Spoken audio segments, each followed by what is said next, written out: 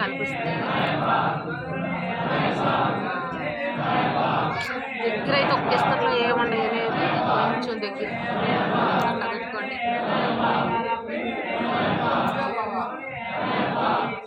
ఇవి అన్ని దేవుళ్ళు